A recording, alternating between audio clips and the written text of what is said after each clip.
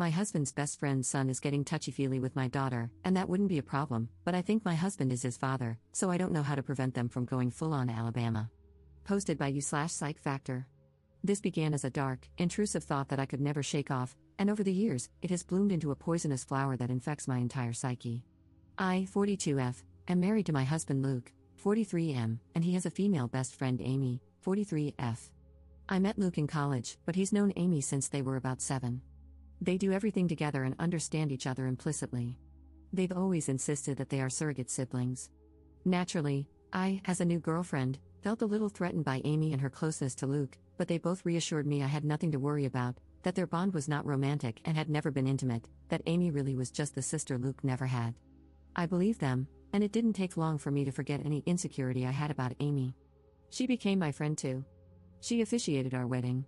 Luke and I have built a wonderful life together, and we've always had a strong relationship. After we got married and moved in together, we still saw a lot of Amy, and I was fine with that. I've spent many nights on the town trying to help Amy find a man, as she has always lamented how unlucky she is in love. Luke and I started having children after we were married, and around the same time, so did Amy. For further context, my children are Sophie, 15, Owen, 12, Louise, 10, and Carter, 6. Amy's children are Tom, 17, Haley, 14, and the twins, Adam and Jenna, 9. Now, Amy was not in a relationship at this point. She was not married. As far as I knew, she was dating but not consistently. As Luke and I had more kids and our family grew, periodically, Amy would find herself pregnant as well. This happened a few times, and Luke and I never knew anything about the father or fathers in question. I kind of assumed that maybe Amy was sleeping around and not keeping in contact with her one-night stands. Luke agreed this was probably the answer. While I did ask each time if Amy knew the paternity, she always said no, and she didn't seem that worried about the idea of raising kids on her own, so I didn't pester her. Of course, she had us to support her, so there was that. While Amy never asked for any help, Luke was never going to let his best friend struggle to stay afloat when she had children to raise. Financially, we are very fortunate and privileged. I have a job that pays handsomely, and Luke also had wealthy parents who already knew and loved Amy, so they were happy to provide for her. My in-laws defy all stereotypes, they are the kindest and gentlest people. So we were able to support Amy, to get her somewhere to stay with her kids. People might be tempted to call her a leech, but I never saw it that way, none of us did. She needed help, and we could provide it. I also know people are going to criticize her for her lack of responsibility and question why she never used more reliable birth control. Honestly, that's a long story I don't want to get into because even I don't fully understand her reasoning, but it was quite important to her that she never be on birth control and that whatever came of that choice, she would accept. It wasn't religiously motivated, I know that, but it held that degree of significance to Amy. She really did not want to take birth control. She's explained it to me more than once, but I'm still not clear on why. Of course, with Amy being Luke's best friend since they were kids, it's not unreasonable that they sometimes hang out together when I'm not there. Hey, that's fine. Sometimes I hang out with Amy one-on-one as well, though Luke does it more often. After all, she was his friend first. This included him going over to where she was staying and, at times, sleeping over there. Was I a fool to trust him and believe nothing was going on? Perhaps. But for years, they presented themselves as buddies, like siblings. I never picked up on any vibes between them, not ever. As one might expect, our children were brought up together. Not in the same house, our home is decently sized, but even we don't have room for 8 kids, but we made sure Amy's children met ours from a young age, and they always got along. Strong bonds of friendship have formed over the years, which is good, especially if I'm right and they share blood. I've been dawdling getting to the main point. Yes, I have come to suspect that Luke fathered at least one of Amy's kids, if not all of them. Frankly, I do suspect they are all his. I would never have believed my husband to be capable of such a thing, and he's given me no indication that he is the unfaithful sort. But he does spend a lot of time with Amy, and I have to confess I cannot remember ever seeing her with a real boyfriend over the years.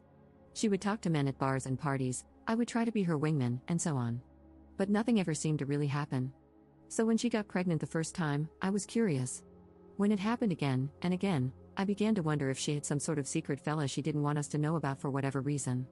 But I couldn't think of any reason why she would hide him, especially from her children. After Carter, our youngest, was born, Luke and I agreed that the time had come for him to have a vasectomy. Amy's twins had arrived just a couple of years prior. Of course, after the procedure, Luke and I continued to make love, but I no longer had to think about pregnancy. Meanwhile, Amy never got pregnant again after the twins. Is it a coincidence that Luke had a vasectomy and then both of us stopped getting pregnant? I don't know. But Luke would still visit her, and he wasn't just going to see her but checking up on her children as well.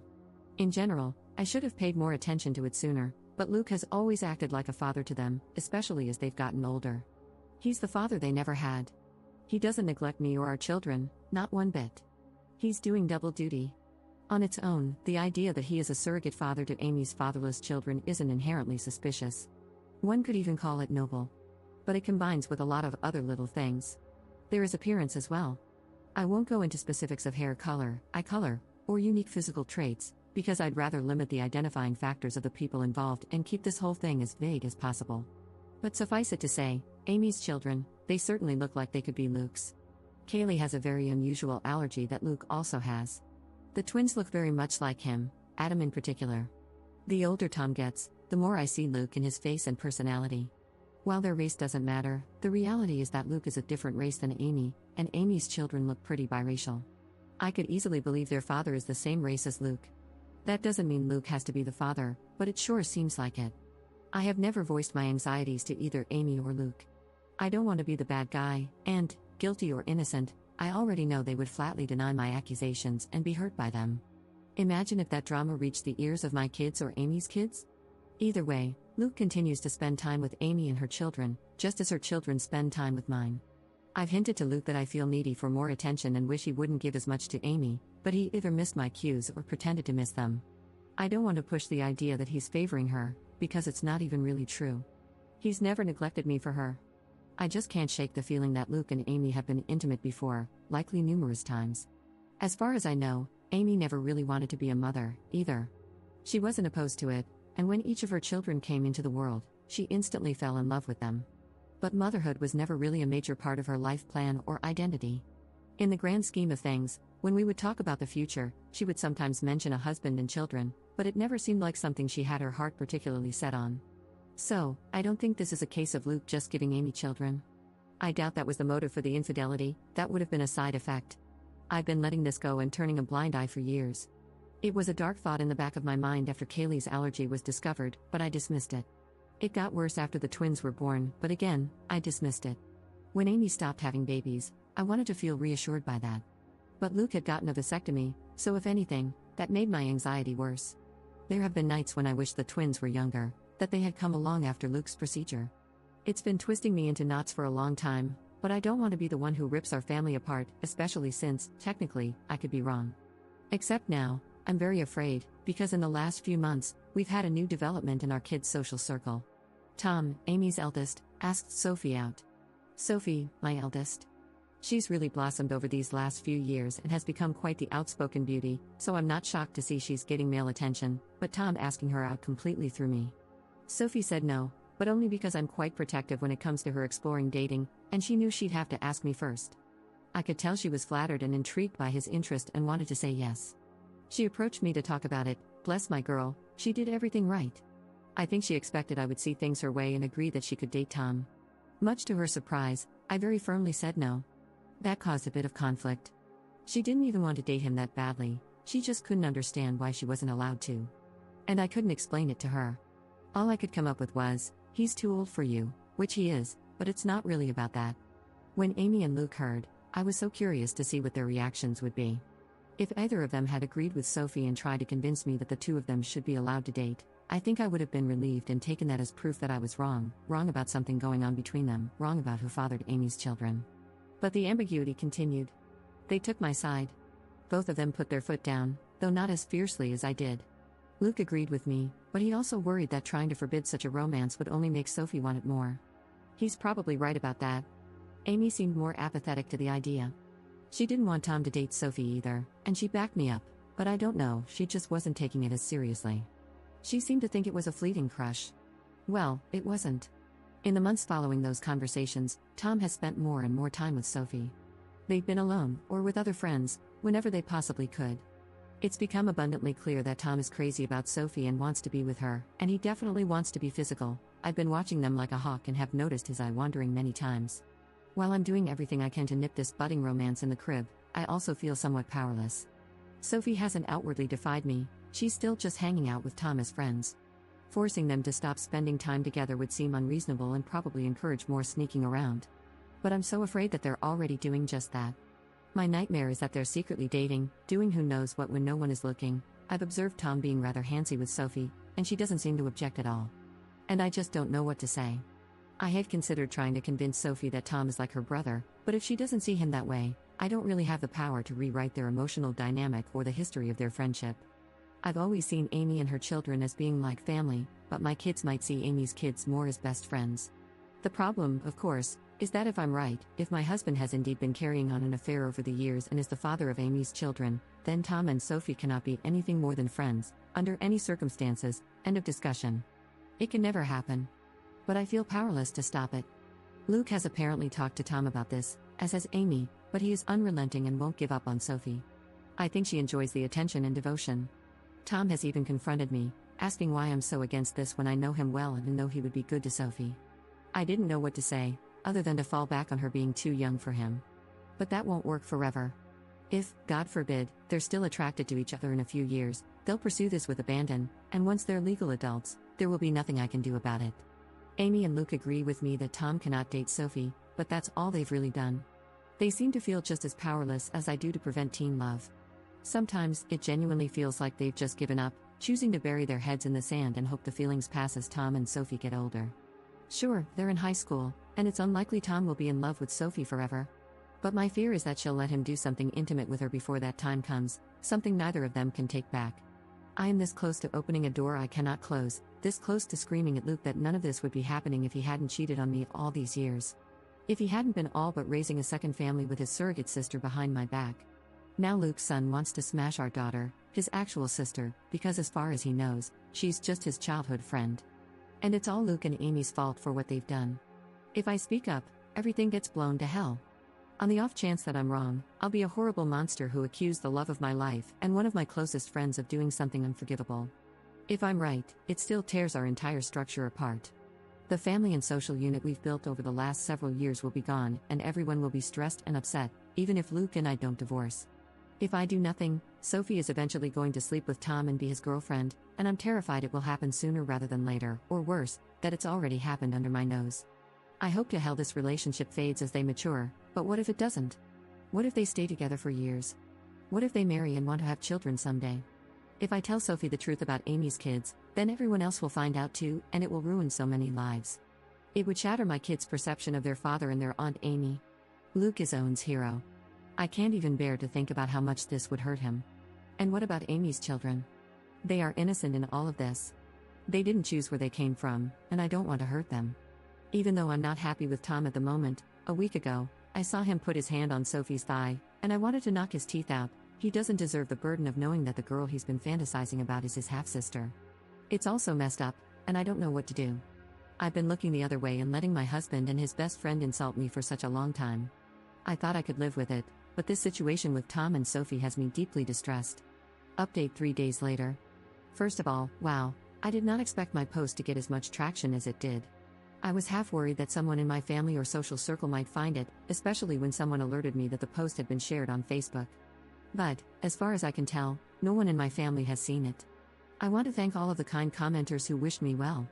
To those who were more frustrated with my indecision, I get it, but I was dealing with an uncertain situation, and the stakes were incredibly high. I felt like no matter what choice I made, something could, and likely would, go wrong. I've spent the last 5 years imagining different scenarios based on various ways I could handle this, if I ever decided to act on it. To everyone who is clamoring for an update, I have one for you. I previously said that I was going to do a secret DNA test and had decided on that course of action. In the end, I couldn't go through with it, and now I regret that because the window to do so has essentially closed. It felt out of line for me to do that to another person's child behind their back. Ethically, it was dicey. I've since consulted with my lawyer, as many commenters suggested, and she advised me against it because, no matter the results, it could make me look bad in a potential divorce proceeding. But I really wish I had done it anyway and just not told anyone, because I so badly need to know, and I still don't know for sure. Likewise, I wanted to tell Sophie in confidence, but the more I thought about it, even that seemed over the line. It felt wrong to plant such ideas in her mind about her father without even talking to him first. So, what I ended up doing was confronting Luke and Amy. Many comments suggested this as well. I finally told both of them that we needed to have a serious talk. It felt counterproductive to approach just one of them, because I figured they would tell the other in their own words before I could properly prepare. I wanted them both to hear what I had to say. Once all the kids were at school, I laid out all of my suspicions and the reasons for them. I made it clear how much I loved both of them, but that a combination of clues had led me to notice the similarities between Luke and Amy's children, and I didn't even list all of them in my original post. For example, Luke has been a sleepwalker in the past, and so have Sophie, Tom, and Adam. I told them, over and over, how much they meant to me and how I didn't want to believe it, but the thought had crept into my mind in the past. How I had dismissed it before, but now, with Tom and Sophie having crushes on each other, it became necessary to ask the question. So I asked if they had ever crossed the line, if Luke had ever been unfaithful, if there was even the slightest possibility that any of Amy's children were his. I was just trying not to cry. They reacted exactly as I would have expected. Their responses were so perfect and well rehearsed that I genuinely can't tell if it was honest emotion or powerful gaslighting. Amy was more upset than Luke, at least, more outwardly upset. She was angry, offended at the accusation. Luke just seemed heartbroken by it. Maybe they were acting, but I don't know. Somehow, they had reasonable responses to all the points I brought up, and they asked questions I didn't know how to answer. Why had I never objected to them spending alone time together before, and why did it suddenly bother me now? Do Amy's children really resemble Luke that much, or are traits like hair color pretty basic to share in common?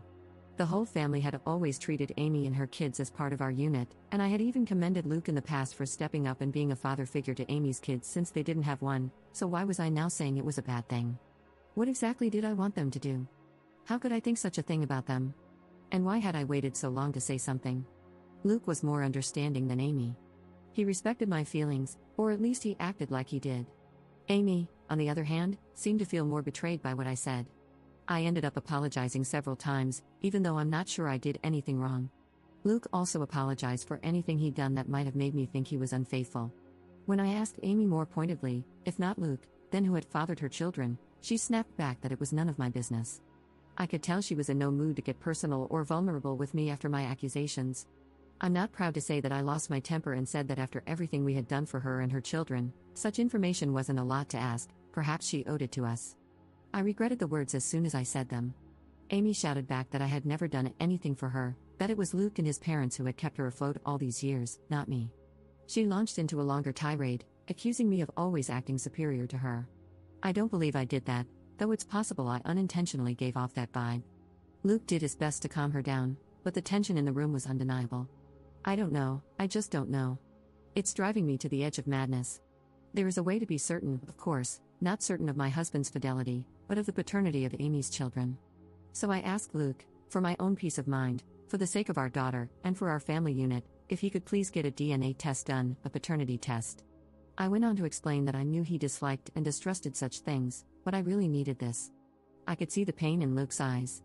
Maybe it was an act, but he seemed genuinely hurt that I was asking for this, that his word, that he had always been faithful, wasn't enough for me. But, very reluctantly, he agreed to participate in a DNA test. Unfortunately, Amy did not agree, and that's where we hit a roadblock. I was afraid of this. Amy was infuriated at the entire concept and told me in no uncertain terms that I would not be getting samples of her children's DNA. She basically told me to go F myself for even asking. I pressed Luke, but honestly, he was a bit useless in this situation, though probably right. He tried to convince Amy, but she wouldn't hear of it. When I pushed him for further support, he kind of shrugged, saying he couldn't force her to get the tests done. And he's right, if she refuses, that's really a dead end. I've looked into it quite a bit and even consulted my lawyer. There's no way to proceed without Amy's cooperation. The problem is, Luke could, in theory, petition the court to demand a paternity test for Tom and the others. The issue is that to do this, he'd essentially be admitting that he slept with Amy and believes her children could be his. That would be the version of events he'd have to maintain. But Luke has staunchly insisted that nothing ever happened with Amy, that he never cheated on me.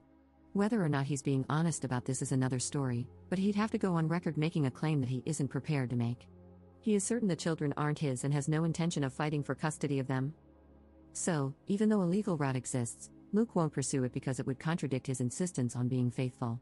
So, no judge is going to compel Amy to submit DNA samples from her children. Tom is also old enough that his consent would be required, and if both he and Amy refuse to participate, it's unlikely Luke would have a case. He'd have to target one of Amy's younger children, like one of the twins, but he doesn't want to do that. He's unwilling to take his best friend to court to prove something that, in his words, he already knows isn't true. Luke is asking me to please let this go and trust him because pursuing it further will fracture everything. And according to my lawyer, it's not realistic anyway. For Luke to establish paternity, he would have to admit to an affair in the first place, and he's not willing to do that. If he did, that alone would be all the proof I needed to confirm my suspicions, even if I would need more for a court case. I pressed Luke further about Tom and Sophie, insisting that I didn't want them dating. Luke agreed, and apparently, Amy still agrees. Luke plans to have a serious talk with Tom and go into protective Papa Bear mode. Among other things, he's going to remind Tom that once he turns 18 in a couple of months, being intimate with Sophie will literally be a crime. I wouldn't actually press charges, as I know Tom wouldn't do anything against Sophie's will, but I'm not above implying the threat, and thankfully, Luke isn't either. I did ask Luke if he'd be open to potentially swiping a sample of Tom's DNA for a private paternity test, but he was very hesitant. Like me, he views it as unethical. He also pointed out that if we did this and Amy found out, it would likely mean the end of our friendship with her. Luke believes that things are still in a salvageable state, where Amy and I could reconcile and become friends again, and I can see how much he wants that to happen. But if I did a DNA test on Tom behind Amy's back and she found out, she would likely hit the roof, and honestly, I wouldn't entirely blame her, though I'd be very interested to see the results. Luke ended up going to see Amy and spending the night. I know you're probably cringing and throwing up your hands, and trust me, I wasn't happy about it either. That was a very long conversation. But he was adamant that he needed to perform damage control, so they spent the night together, with Luke insisting that nothing happened. I didn't sleep a wink and kept texting him for updates. From what I can gather, Amy will cool off, but she needs some time. When Luke and I talked things over the next morning, it was an emotionally fulfilling conversation. We ended up agreeing to take the kids, our kids, not Amy's, to visit their grandparents for a few days. It was an impromptu visit, but we've done it before, and they were delighted to have us. I really just wanted our family to spend some time together, away from Amy's side of the family, so to speak. I always love seeing my in-laws. I'll refer to them as Jim, 75M, and Kat, 67F. I know Reddit is famous for stories about the mother-in-law from hell, but in my life, that couldn't be further from the truth. I feel safe with them, to the point that, when they noticed how distant Luke and I seemed from each other, I finally relented and confessed my fears. I told them about my anxiety, that I suspected Amy and Luke might be having an affair, and that Amy's children could be his. Here's where things got a little interesting. When I told them what I was feeling, Kat gave Jim this pointed look and let out a big, dramatic sigh. It turns out, Kat has had similar misgivings to mine. Over the years, she's genuinely suspected that Luke and Amy were closer than they'd ever admit, and that they may have crossed the line in the past. Jim, on the other hand, refuses to even entertain the idea. He's always insisted that Kat is seeing things that aren't there, maintaining that Luke and Amy are like siblings and would never do such a thing. Kat thinks his stance is naive, pointing out that even though she and Jim had taken Amy in and loved her like a daughter, that doesn't mean Luke viewed her as a sister, or that Amy viewed him as a brother. Jim continued to insist that Luke and Amy have always been like siblings, and I could tell he and Kat had already had this conversation before. They kept going in circles, with Kat getting exasperated. She pointed out that, surrogate siblings or not, Luke and Amy aren't actually brother and sister, so nothing would have stopped them from being physical together if they felt mutual attraction. At that point, Jim just sighed and walked away from the conversation. It became clear that Kat has privately wondered for years whether Amy's children might have been fathered by Luke. This is part of why she has always treated them as her grandchildren. To be clear, I never minded that. I also don't fault Kat for not voicing these concerns to me sooner. She had no proof, and she saw far less of Luke and Amy's closeness in our adult lives than I did. As for the kids, they're doing all right. I don't know what Amy told her children, but the general consensus, the official version of events, is that Amy and I had a fight and need a break from each other. That's what Luke and I told our children. When they pressed for more details, Luke defended me and shut down further questions, saying it wasn't their business. I'm not sure if Amy stuck to that version, but our children and hers still have each other's phone numbers and social media, so they've presumably been in contact over the last couple of days. I suspect my kids have kept Amy's kids in the loop with any updates, and if Amy had told them anything significant, they probably would have relayed that information to my children. It's clear that Sophie and Tom are still very close. I did try to talk to Sophie about it more, but the timing was off. She rejected my counsel and interpreted my reinforced reluctance as being related to my fight with Amy. Sophie insisted she wasn't dating Tom, though I'm not entirely sure if that's true, but she made it clear that she was going to remain close friends with him. While she's not usually a disobedient child, she put her foot down on this one. To be fair, I can't really justify separating them or forbidding their friendship, they've known each other for years. Luke agrees with me on not allowing them to date, but he doesn't support the idea of preventing them from hanging out altogether. I wish I had a more definitive update. If anything significant happens in the next few days, I'll let you all know. I'm mostly just kicking myself for not going through with the secret DNA test, even just for my own peace of mind. Now, I feel like I've lost the only opportunity to get definitive proof one way or the other. Second update 1 day later. I didn't expect to have another update so soon, but after posting my last one, I did a lot of thinking about my kids. I ultimately decided that, whatever else happened, I needed to warn Sophie about the situation, and do so immediately. To hell with what it meant for Luke or the fallout with the other kids. Sophie needed to be aware of what she might be getting herself into. So, I discreetly kept Sophie out of school. Last night, we went back home, and this morning, I dropped everyone else off but saved Sophie for last. Instead of taking her to school, I drove past it and told her we needed to talk. That's always a frightening thing for a teenager to hear from a parent, but I quickly reassured her that she wasn't in trouble. I explained she needed to know the truth about why Amy and I were fighting and why her dating Tom was out of the question. I very gently told her that, because of Luke's closeness to Amy and the striking resemblance Tom bears to him, I had come to suspect that Luke and Amy may have been intimate at some point. I explained that if there was any chance Tom's father was actually Luke, then her dating him would be a significant problem. Sophie was quiet during all of this, and even after I had stopped talking to let her respond, she paused for quite a while before she finally said that we needed to get Tom and discuss this with him as well. I had no objections, so she texted him to meet with us. They're both skipping school today, but Sophie gets straight A's, and this is extremely important, so I looked the other way. Tom came to meet us, and Sophie had me relay what I had told her to him as well. I apologized to him for any indication I might have given that I didn't think he was good enough for my daughter, and to both of them for not telling the truth sooner. Tom and Sophie just gave each other this oddly knowing stare. And that's when they blew my mind. Sophie spoke first, with Tom backing her up.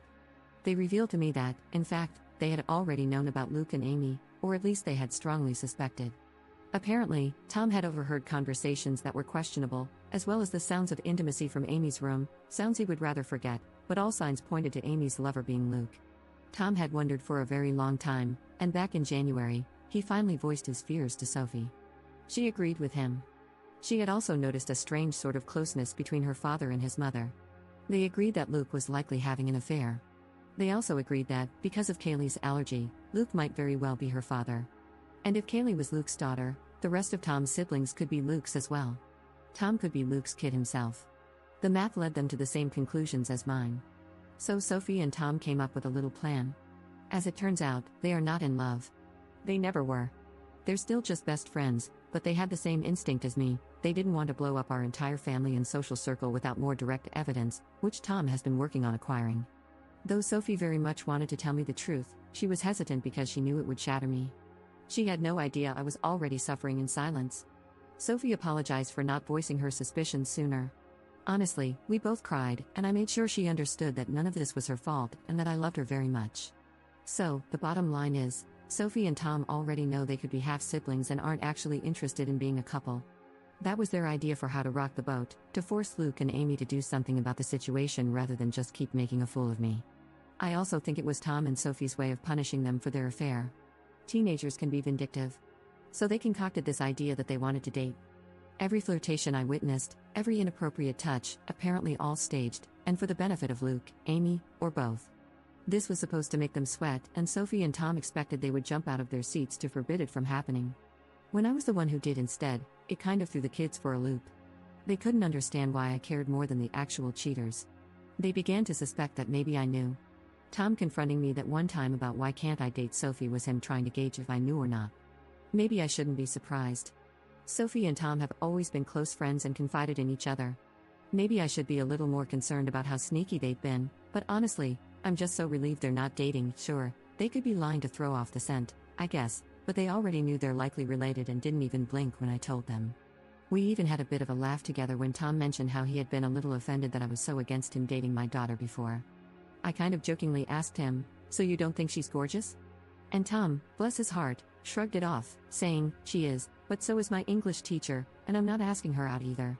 Either way, the question now is, where to go from here? We have to figure that out. I will say it's such a relief to have told Sophie, and I feel like an elephant has taken one of its feet off my chest. Having her in my corner, and Tom in my corner as well, means a lot to me. Even though I've basically just had it confirmed that Luke is sleeping with Amy, I kind of already knew that anyway. So now it's just a question of how to proceed. Tom has already volunteered to submit his DNA so I can compare it to Luke's, and both he and Sophie advise me not to tell Luke and Amy when I do this, which I agree with. They're both completely on my side, which means more to me than I can ever express to them. Tom has also been trying to set up a camera in Amy's room to catch her and Luke in the act. Sophie told me flat out that I needed to divorce her dad, and hearing that from my own daughter made it clearer than it's ever been. She's right. Third update 2 days later. First, a few points to address from the comments. I don't have any DNA test results back yet. That can take weeks. But now that I know Sophie is in no danger of dating a relative, the pressure is off.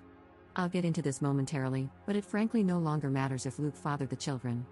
I highly doubt my father-in-law is having an affair with Amy. At worst, he might know, or even just suspect, the truth about Amy and Luke. But it's also possible that he just refuses to believe they would do such a thing. I've been vague about details for privacy, but to put it very simply, Jim and Amy are both pretty white. Kat and Luke are not. Had Jim fathered Amy's babies, they would look different than they do. Nevertheless, I do have an update. First things first, I discussed this in the comments, but our little team has, supposedly, recruited my mother-in-law. I say supposedly because Sophie and Tom were going to talk to her about getting help with submitting the DNA test and, at the advice of my lawyer, I am staying out of the process. Officially, I told Sophie not to do it, and she said she wouldn't. My mother-in-law hasn't contacted me about it either, though we have been in touch. I'll get into that more in a moment. The bottom line is that I can honestly say I had no knowledge of any DNA test. Another bit of good news, I was digging through the paperwork in preparation for my divorce, wanting to get a head start against Luke, and one thing that came to my attention is that my name is on the paperwork for our home. Luke's name is not. I was the one who bought the house, and we always planned to add Luke onto the paperwork at some point, but we never got around to it, and eventually, the idea was forgotten. It was my lawyer, Paige, who pointed this out to me, and it felt like finding a winning lottery ticket on the ground. I don't know where I'd be without Paige. She's a dear friend from college who I reached out to, hat in hand, for help. She's been there for me this past week, not just as legal counsel but as the friend I really needed right now. The thing is, she's not our lawyer, mine and Luke's. We have our own family attorney who has helped us out of jams in the past. We clashed with our HOA a few years ago, not worth getting into right now, but Paige is a lawyer who specializes in family law and has handled divorces before. Luke remembers her from college and knows she went into law but doesn't know she's a divorce attorney. So I can have her over for coffee like we're just catching up, and he has no idea anything is going on. Turns out, he's not the only one who can hide someone under his spouse's nose under the guise of being a friend. So, onto the update. The last time I looked at Luke's phone was 3 months ago, around the time Sophie and Tom began claiming they wanted to date. I found nothing. While I know how to search for recently deleted photos and didn't see any, my comments taught me how to find recently deleted messages. So, when Luke was asleep, I did just that. I swiped his phone, brought it downstairs, and checked the recently deleted messages. I'm glad I did, but I also wish I hadn't, because I'm still reeling from the pain. Sure enough, a conversation with Amy had been deleted. Recent texts discuss the conflict between her and me, with Amy describing me as a problem and Luke trying to pacify her, without defending me at all, to be clear. They both alluded to how they had expected this for a while and just hoped it would never happen, presumably, me accusing them of having an affair. While the whole conversation, and the fact that it was deleted, was sketchy, nothing was outright admitted. So I scrolled a bit higher, to a few days before the fight. Amy's messages became a bit more flirty. Then I saw it, 5 days before I confronted them. Amy had sent Luke a selfie wearing nothing. Guys, I teared up. I knew it was true, I knew it in my bones, but seeing the proof still cut me like a hot knife. I exited the Messages app and checked Luke's recently deleted photos. Sure enough, the same selfie was there, along with others. Amy in various poses to show off. There were pictures of the two of them together, cuddled and pressed close like a couple. In some of these, she wasn't wearing anything. In some, they both weren't. There were videos. Amy sent Luke a video message of herself in her birthday suit, and I had to actually hear her voice, talking to him in a tone that made me sick, about how she was sending him a quick video to help him get through the day. In more than one video, she called him her boo, and hearing her call him that, I almost vomited. I stopped looking at that point. I'd seen enough. For about 5 minutes anyway, then a strange compulsion to keep searching led me to check Luke's laptop. I knew enough of his passcodes to access his iCloud storage and, yeah, basically more of the same. There were letters, long letters between them. I didn't have the heart to read past the first few lines of one of them, but I did read Luke mention our children. There were countless images of Amy, selfies of them together, videos where Amy appeared to be touching herself, and there were even smashed tapes of the two of them. Tom had previously offered to try and hide a camera in Amy's room, but, hell, he never needed to. Luke was hiding a whole treasure trove under my nose all along. I scrolled and scrolled. There were so many, going back years. Not all of it was dirty. There were some photos of Amy's kids too. One video was of Kaylee and the twins playing together when they were younger, with Luke and Amy's voices behind the camera. There were even old pictures of Luke and Amy from when they were younger. I'd even say teenagers. I snapped. All these years, I had been telling myself I had to be wrong, that it couldn't be true. Well, it was true. I know no one forced me to look at as much of the evidence as I did, but I'm still hurting very badly from having seen it, and in that moment, I wanted to act, so I did. I called Paige, my lawyer. It was the middle of the night, so I had to call her twice, but she picked up. Though I had woken her, when I asked her to come by and said it was an emergency, she agreed. I also asked her to draw up the paperwork and have it ready. She told me she'd already had it prepared since I first reached out to her. As I waited for her, I went through the necessary channels on Luke's laptop to make sure he wouldn't be able to remotely disconnect our access to his little stash, changing passwords and all that. Paige arrived, and I went outside to greet her in the car. I spent a good half hour in the passenger seat just crying, and she was great about that. Afterward, I passed her Luke's phone and laptop, with all the information she needed to use them. She warned me that this could be considered theft, so I asked her to forward and print out copies of everything she could and then bring the items back, because I just couldn't bear to do it myself. She agreed. I went back inside and then packed up Luke's things while the house slept. At one point, Owen got up to use the bathroom and asked me what I was doing, but I told him I was just cleaning. Luke stirred once or twice while I was in the bedroom but didn't wake. I got most of his things packed into trash bags and loaded up the car. That's when I woke him up and told him to come outside. He was confused and half asleep, but he did notice things were missing. I ignored his questions and just told him to come with me, so he followed me outside. Once we were by the car, I pulled out the divorce papers and officially handed them to him. That was when he figured out what I was doing, and he tried to talk me out of it. He tried to be sweet with me, to be tender. He kept insisting that he loved me and that there had never been anything with Amy, continually trying to persuade me not to tear our family apart. Even 2 weeks ago, I might have wilted under him because the manipulation and gaslighting were truly masterclass, but I can see through it now. I didn't tell him that I knew he was full of it. I didn't tell him what I had seen. I just told him we were finished. He tried a different approach. He refused to go, firmly stating that our children were his too and that even if we were separating, I had no right to just decide the kids would stay with me over him. This was when I very coldly presented the paperwork, reminding him that the house is in my name, and told him under no circumstances would my kids be staying with Amy. He argued for a while longer, but in the end, he decided to be the bigger person and keep the peace. At that moment, I didn't care where he went. Before he left, he did ask about his phone and laptop, and I waved him off by saying they were in one of the bags. I couldn't sleep for the rest of that night. I cried more. Eventually, I realized I'd have to wake my children up early and explain as much as I could. Naturally, I woke Sophie first. I told her that I had kicked her father out and discovered evidence of an affair on his devices. I didn't specify what kind of evidence, and she didn't ask. I then woke up the others and gently told them that their dad had gone to stay somewhere else for a while. I wasn't sure where, but from now on, things were going to be different. Louise was the one to ask if we were getting divorced, and I couldn't lie to her. I told her yes. Owen asked when they could see their father again, and I wanted to cry. Sophie was a big help, urging her siblings to be sympathetic to me right now and worry about Dad later. I knew better than to poison them against their father. Paige had warned me about that as well, so I only told Sophie that the affair was confirmed, as she had already been in the know. However, as the kids were getting ready for school, Owen approached me and asked point blank if it was about Amy, and if Luke was going to be with her instead of me. I couldn't answer, but I suppose that was an answer on its own. I got the kids to school, and my next step was calling to have the locks changed. I knew Luke would be back for his devices before long, but thankfully Paige returned with them before he showed up again. It was a very quick visit. She just told me that everything was accomplished and that she had records of everything we would need in court. Sure enough, Luke turned up an hour later, demanding to know where his laptop and phone were. I had set them back in our bedroom like they had never moved, and I just told him he had forgotten them. He insisted that I had said they were in one of the bags, so I shrugged him off and told him I must have been mistaken. After he grabbed them, he tried again to reason with me, but I just showed him the door. I knew the kids would start coming home from school soon, and I think he was trying to delay leaving so he could see them. I wasn't having it. I started shouting again and sent him on his way. I'm still in absolute pain and despair over what I saw. I don't know if he'll realize that anyone went through his devices and made copies of the evidence or if he suspects I saw anything, but he didn't say so. After he left, I cried once again. I talked to my mother-in-law that night. Apparently, Luke did show up at his parents' house, which surprised me since I was so certain he'd stay with Amy. But maybe even he knows how suspicious that would look to the children and doesn't want to rock the boat too much. Maybe he knows I'm more likely to let my children see their grandmother than Amy at this point, and he wants to see them to give his version of events. That is not happening. Kat already shared the version of events Luke told her and Jim.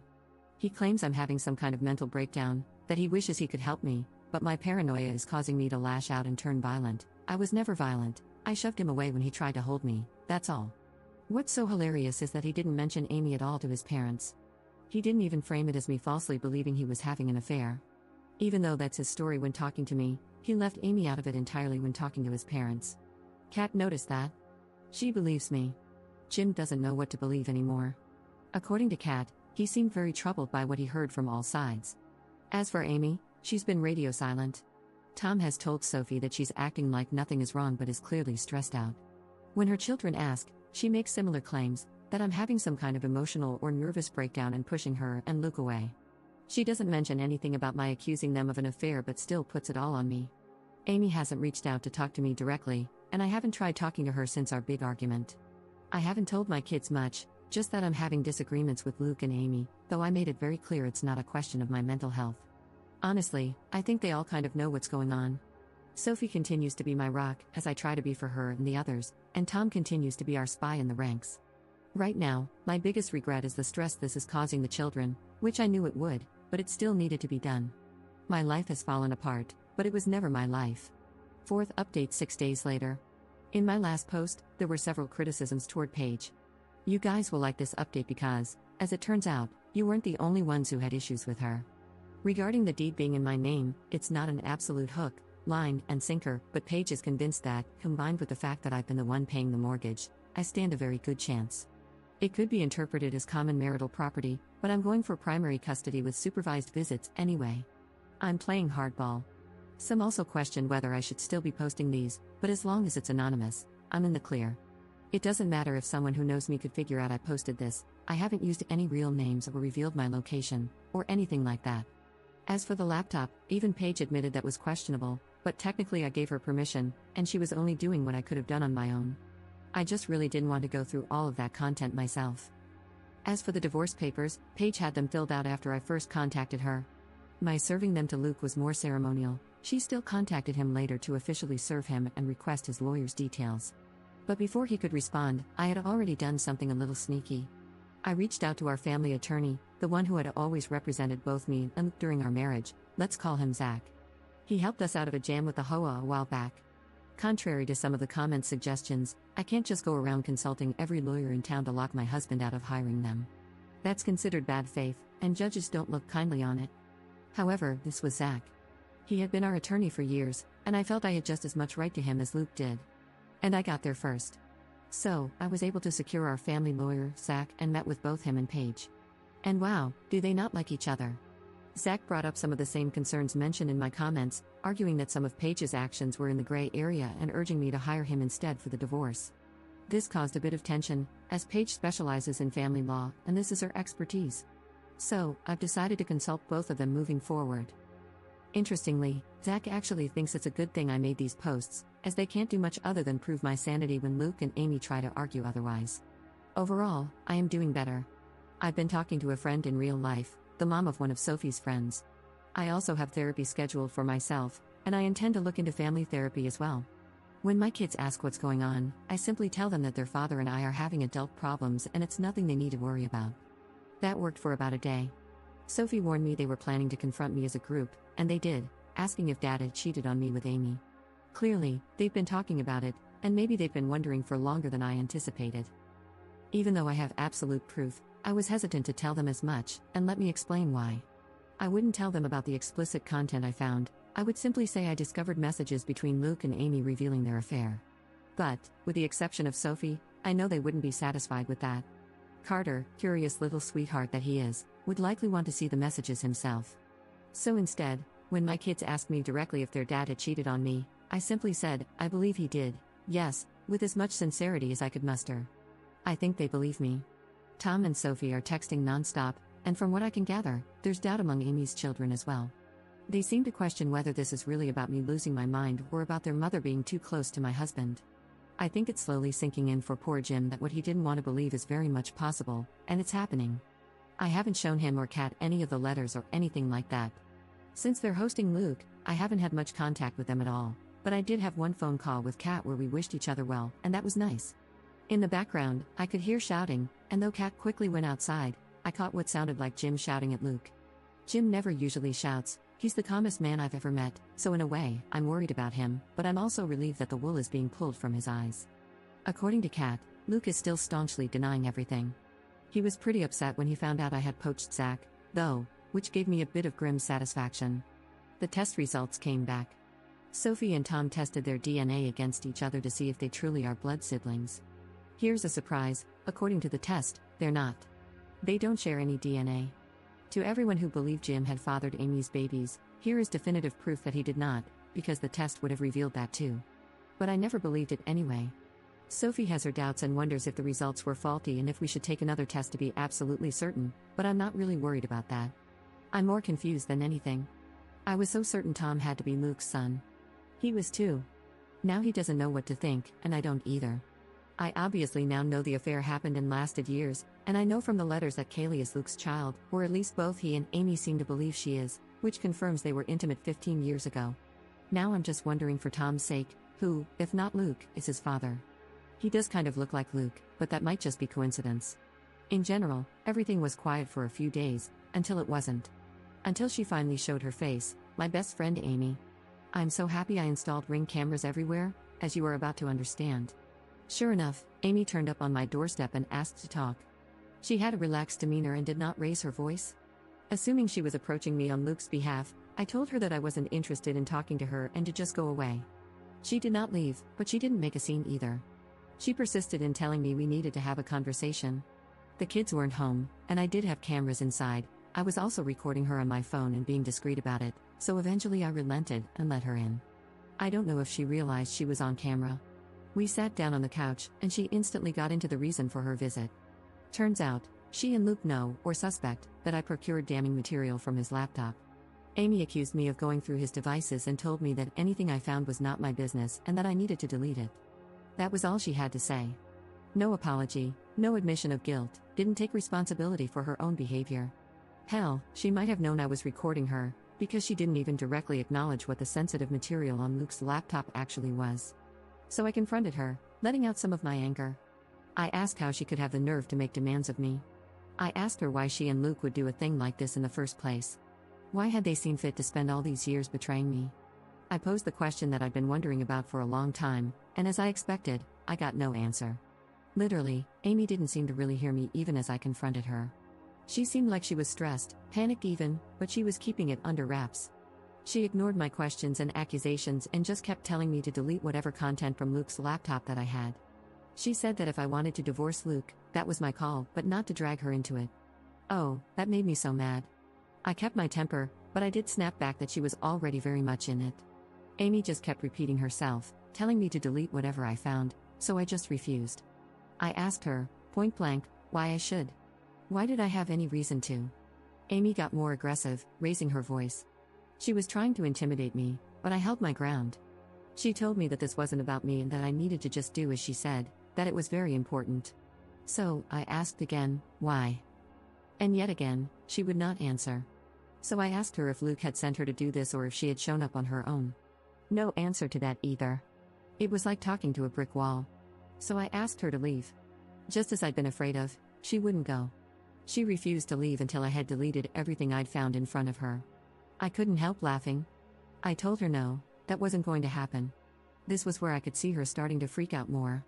In another moment, she got up, ran into the other room, and grabbed my laptop. Before I could stop her, she smashed it on the floor. I really don't know why she thought that would work or get her the outcome she wanted.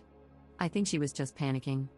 Obviously, I still have everything, except now I need to buy a new laptop, and sadly, she did this out of the camera's frame, but it's fine. All of my important files are backed up, and at that moment, I was more concerned that Amy would do something else drastic. She looked like she was going to have a breakdown. I tried again, very calmly, to tell her that she needed to leave or I would call the police. She refused again and just kept repeating her demand that I drop this whole cheating angle and divorce Luke without trying to argue that an affair took place. At that point, I just stared at her, the woman I had considered one of my dearest friends in all the world. And I told her that I didn't owe her anything, but she owed her children the truth, that they had the right to know where they came from, who Luke really was to them. Amy bristled and told me it was none of my business, that I didn't understand her family and I needed to back off. She kept going back to this idea that I could divorce Luke, but I must not claim he'd had an affair with her. I just told her that I didn't need her permission to handle my divorce as I wanted, and told her again to leave. She got more and more desperate, and her anger escalated to the point that she physically attacked me. I did not expect her to actually do this. I'm not much of a fighter, but I do know the human body pretty well and where it's weakest. She hurt me pretty badly, but I got her off me. That part was entirely on camera, and the whole audio was recorded on my phone. She finally left after that, and I immediately called to file a police report. I had the strangest feeling she'd try something similar and wanted to beat her to the punch. I was able to clean myself up by the time I had to face my kids, and while I downplayed the story, I did not lie to them about why I had a black eye. I told them, for their own safety, to steer clear of Amy. I also sent the footage to Paige and Zach, as well as pictures of my injured state before I cleaned up. They've also printed out the letters that reference Kaylee as Luke's child. I really feel like Amy just screwed herself over on all this. I don't know what her motives were. Was she protecting Luke? Was this his idea? Does she just really not want the world to know she's a homewrecker? As if people didn't know already? The more of my social circle I talk to and inform of the basics, the more people are confessing that they had wondered in the past if Luke was cheating on me but didn't have any concrete proof. I suppose Amy doesn't want her kids to know who fathered them, which does line up, but I'm still not sure about Tom. I didn't ask Amy about him in particular. 5th update 6 days later. Hey guys, it's been a rough week. A lot has happened. I don't really want to talk about all of it in detail, so I'm going to keep this short. I know I never shut up, it's just how I am, but I'm going to be much more brief this time around. Luke has a lawyer now. I don't know him, but he met with Zach and Paige. To everyone saying I should have Amy arrested, I probably could have if I had shown the police the video. Instead, I just sent it to my lawyer. Maybe this makes me foolish, but even now, I think part of me is still trying to protect people I once loved and go easy on them. But everything's been on hold for the past few days, because Jim had a heart attack. I saw Luke and I saw Amy, and Amy's kids, at the funeral. It was the first time we were all together since before all this happened. Nobody talked about what's going on, short of Amy briefly apologizing for what happened before. She did seem sincere, I'll give her that, but I wasn't about to call her out anyway. Amy, Luke, and Kat all seemed pretty devastated. I was too, but we all agreed not to argue or talk about the divorce and to just let the day be a ceasefire to focus on Jim. Luke and I had a nice conversation about him. I've been spending time with my kids and taking a couple of days off work. I have enough on the back burner. Luke also saw the kids twice, before and after the funeral, with me present. It went well. At my direction, and Sophie's, they didn't mention Amy, and Luke didn't try anything funny with any of them. I think he does miss them and hate that he can't see them, thanks to all this. The kids are also pretty upset about losing Grandpa, on top of not being able to see Dad as much as before. I don't think any of them blame me, but that's far from the point, frankly. Carter slept in my bed the last 3 nights. I'll get more into this in the future when I have the energy to talk about what's going on in more detail, but whoever suggested that Kat lied about the test results was correct. She never sent them in. She confessed as much to me.